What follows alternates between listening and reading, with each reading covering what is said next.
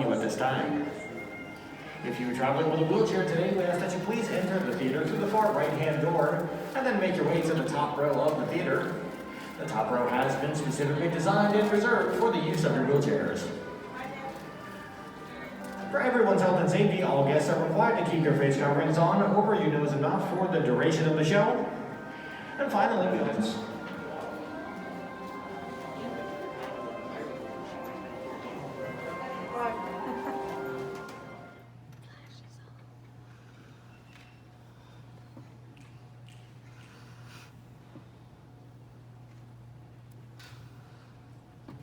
This program is dedicated to the memory of Walt Disney. In 1971, his love for America inspired the creation of the Hall of Presidents, a place to celebrate the optimism and goodwill he saw at the heart of the American story. Walt's vision was to honor the nation by honoring the American presidency.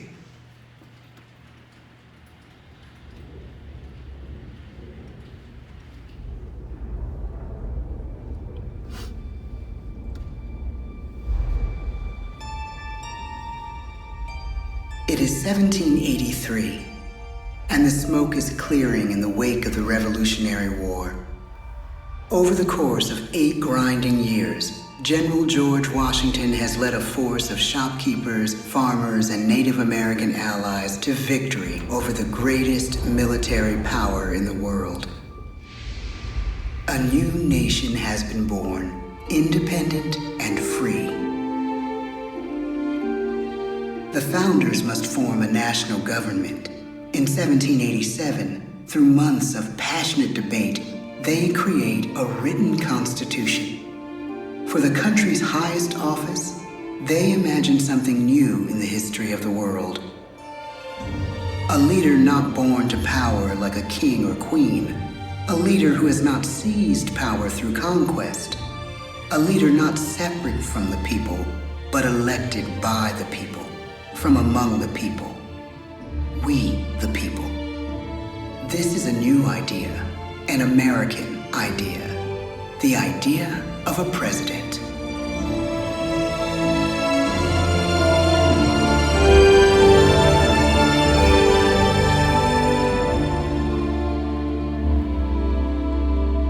The people don't know exactly what a president will be, but there is little doubt who it will be. George Washington's stature and bearing have marked him as a leader. His integrity has made him a great one. Washington knows that many generals who have led successful revolutions make themselves dictators or kings. Instead, he steps down from power and retires to his home, Mount Vernon. The world takes note, and George Washington becomes the symbol of American ideals. In the first presidential election, it's Washington by a landslide. The only doubt seems to be his own. He writes, "Integrity and firmness is all I can promise. Integrity and firmness is exactly what we need." Everything he does as president will set a model for his successors. His final act may be the most important of all. After 2 terms, with no term limit in the Constitution and amid overwhelming support to stay in office, he steps down once again and hands power back to the people. He wants us to speak, to elect a new president. During the early years of the Republic, we choose leaders as different as Thomas Jefferson, John Adams, and Andrew Jackson. Elections are often bitter. Each president stands at that fiery intersection where personal character meets the challenges of the times. Some call the presidency a glorious burden. Jefferson calls it a splendid misery. We, the people, must choose well.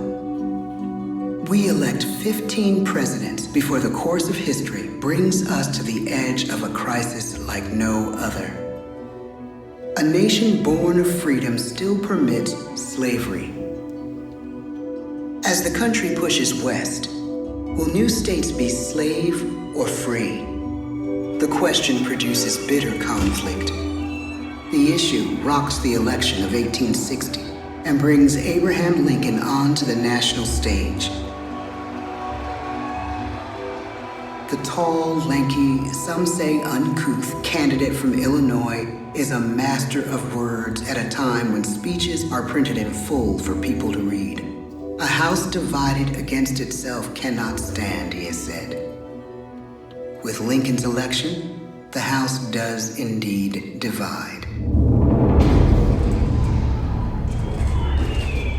Civil War.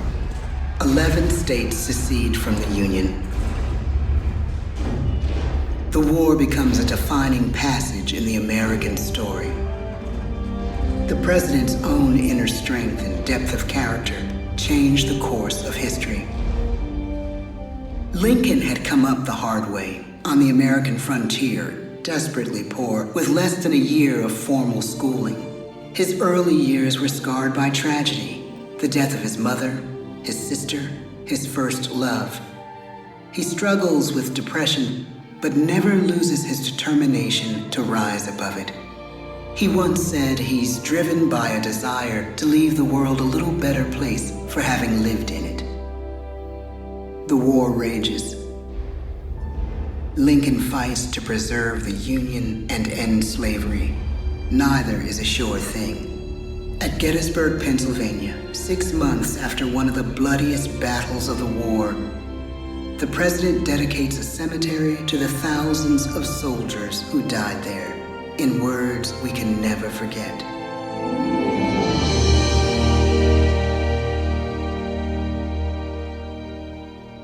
"Fourscore-and-7 years ago, our fathers brought forth on this continent a new nation, conceived in liberty and dedicated to the proposition that all men are created equal. Now we are engaged in a great civil war, testing whether that nation or any nation, so conceived and so dedicated, can long endure. We are met on a great battlefield of that war. We have come to dedicate a portion of that field as a final resting place for those who here gave their lives, that that nation might live. It is altogether fitting and proper that we should do this. But in a larger sense, we cannot dedicate, we cannot consecrate, we cannot hallow this ground. The brave men, living and dead, who struggled here, have consecrated it far above our poor power to add or detract. The world will little note, nor long remember what we say here, but it can never forget what they did here. It is for us, the living, rather, to be dedicated here to the unfinished work which they who fought here have thus far so nobly advanced. It is rather for us to be here dedicated to the great task remaining before us, that from these honored dead we take increased devotion to that cause for which they gave the last full measure of devotion. That we here highly resolve that these dead shall not have died in vain, that this nation, under God, shall have a new birth of freedom, and the government of the people, by the people, for the people, shall not perish from the earth. The blood of over 500,000 Americans is spilled in this Civil War. President Lincoln's enduring hope is to give true meaning to the sacrifices of so many, to lead us to that new birth of freedom. With the end of the war and the end of slavery, a new birth truly begins. As we roll toward the 20th century, settlers roll west on wagon wheels and railroads connect the nation coast to coast. Millions of immigrants pour in from Europe and Asia. Population doubles. Our economy triples. Our standing among nations rises. We need presidents who can lead both at home and abroad. At the same time, A young Theodore Roosevelt is retreating from New York politics and personal tragedy. The death of his wife and his mother on the same day in the same house. In the Badlands of North Dakota, he rethinks his life and the life of his country. He returns stronger in body and spirit. His renewed energy is just what his country needs.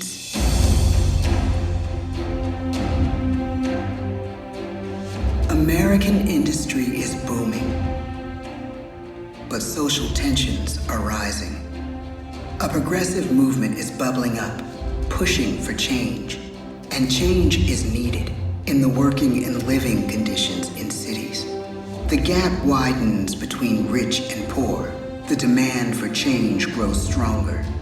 Teddy Roosevelt is a knight on a crusade. He speaks with force and vitality in clear terms that make colorful headlines at a time when mass-market newspapers have become the new media. To define his foreign policy, he borrows a phrase from an African proverb: speak softly and carry a big stick. But his greatest accomplishments are made at home. He breaks up giant monopolies, protects workers' rights, and calls for a square deal for all Americans, rich and poor, capitalist and wage earner. Fair wage and a square deal for every man and every woman in the United States. He calls on America to be as great as the natural grandeur of its lands.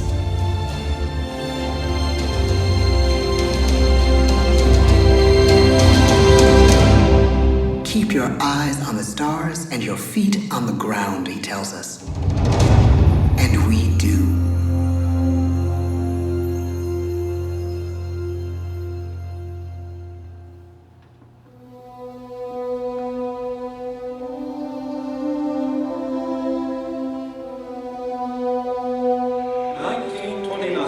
The bottom fell out of the market.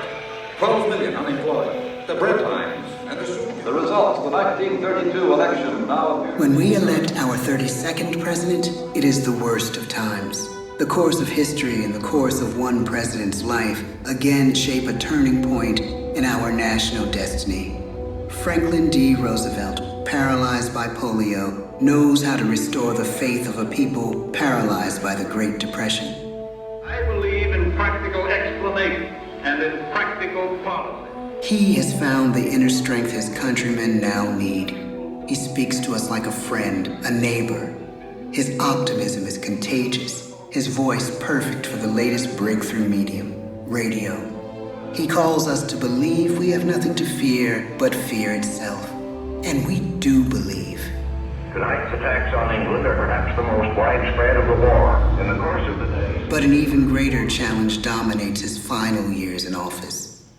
The Second World War.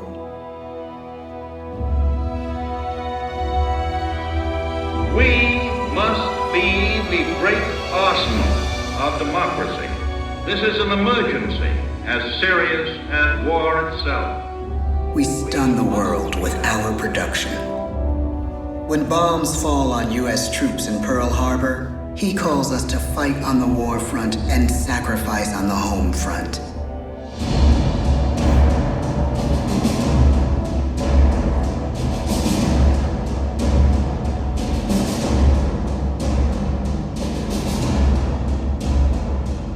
The harder the sacrifice, the more glorious the triumph. So spoke America in the year 1776. So speak Americans today. The world changes. The country changes. And yet, in one sense, what we need most from our presidents has never changed. A guiding vision that calls forth the best that America can be. Will outer space be developed for the benefit of all mankind? Or will it become another focus for the arms race? The choice is urgent, and it is ours to make. Ask not what your country can do for you. Ask what you can do for your country. but really it's all of us who must overcome the crippling legacy of bigotry and injustice. And we shall overcome. One of the agreements that President Sadat and Prime Minister Begin are signing tonight is entitled A Framework for Peace in the Middle East. Mr. Gorbachev, tear down this wall. You have lost too much, but you have certainly not lost America. I can hear you. The rest of the world hears you. Loving this country requires the willingness to speak out for what is right, to shake up the status quo. That's America. Our presidency is no longer just an idea. It is an idea with a proud history. Ladies and gentlemen, the presidents of the United States of America.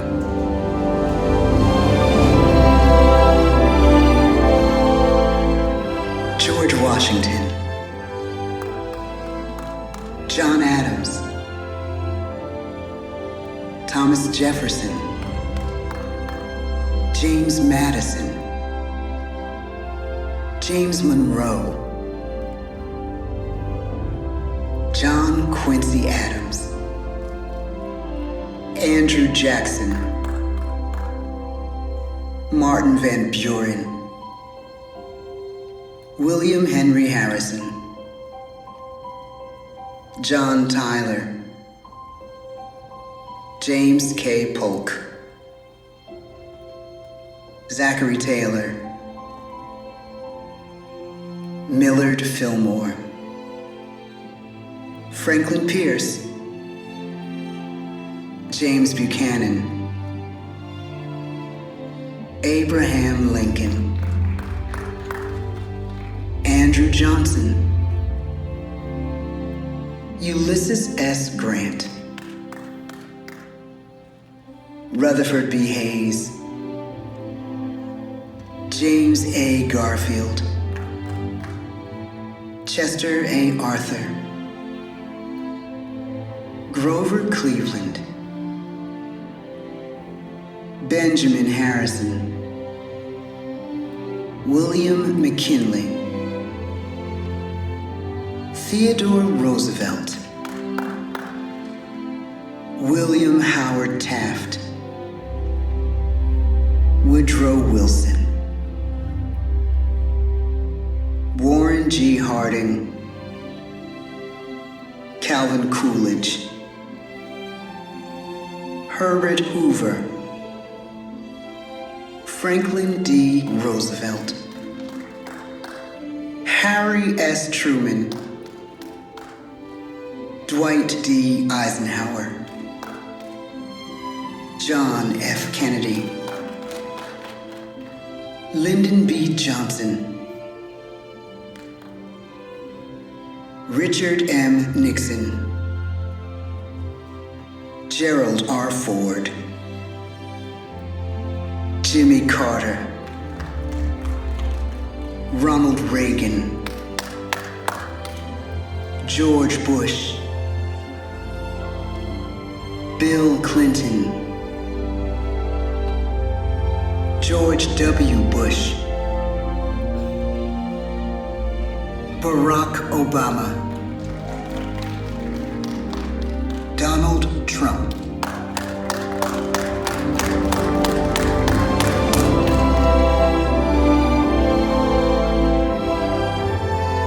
And now we come to the present.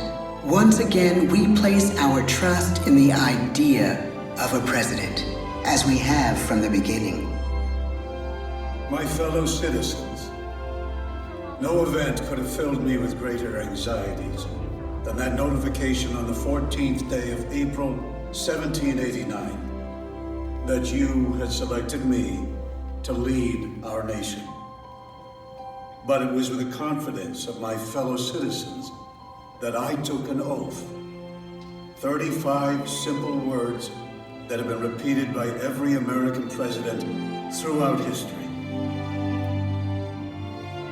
I, Joseph Robinette Biden Jr., do solemnly swear that I will faithfully execute the office of President of the United States, and I will, to the best of my ability, preserve, protect, and defend the Constitution of the United States. So help me God. The presidency of the United States is a role unique in the world, an office entrusted to each president by us, we the people. Therein lies the genius of that new idea, now over 200 years old. A new idea our presidents have turned into a great American idea again and again.